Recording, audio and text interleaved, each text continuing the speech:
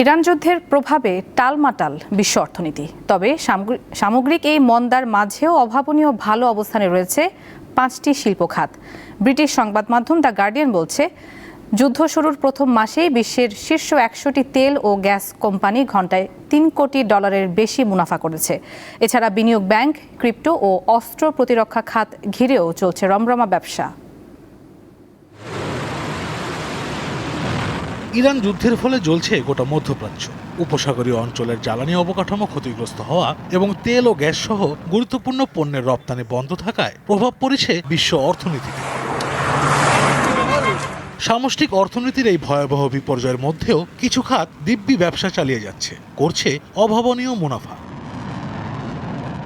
বিনিয়োগ ব্যাংকগুলোর জন্য এই যুদ্ধ এসেছে আশীর্বাদ হয়ে। লেনদেনের পরিমাণ বৃদ্ধি পাওয়ায় ব্যাংকগুলো লাখ লাখ ডলার আয় করছে।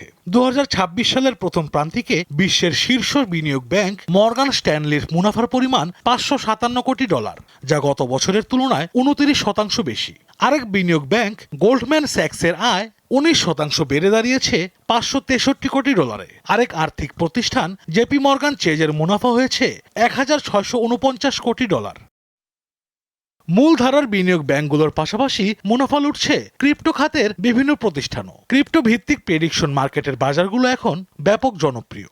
পলিমার্কেট বা কালসির মতো প্ল্যাটফর্মগুলোতে মানুষ যুদ্ধ ও নির্বাচনের ফলাফলের উপর বাজি ধরছে, যা থেকে প্রতিদিন গড়ে $10 লাখ বেশি আয় করছেন তারা। বৈশ্বিক সংঘাতের কারণে অ্যারোস্পেস এবং প্রতিরক্ষা ও অস্ত্রশিল্প এখন তুঙ্গে রয়েছে। ইউক্রেন, ইরান, সুদান ও গাজা যুদ্ধের প্রণোদনায় বিশ্বের প্রায় অর্ধেক দেশ তাদের সামরিক বাজেট বাড়িয়েছে। ফলে ড্রোন ও মিসাইল নির্মাতা কোম্পানিগুলোর শেয়ারের দাম গত এক বছরের তুলনায় বেড়েছে 32%।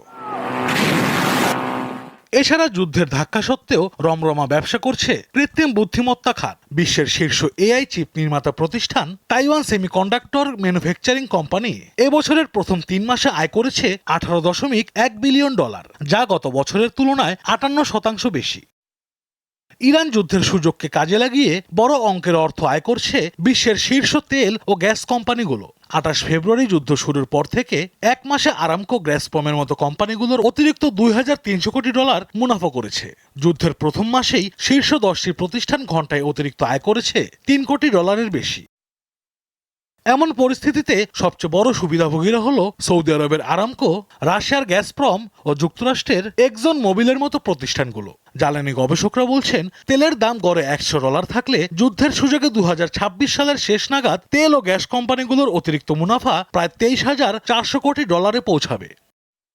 আশরাফ শুভ, দীপ্ত, বার্তা কক্ষ।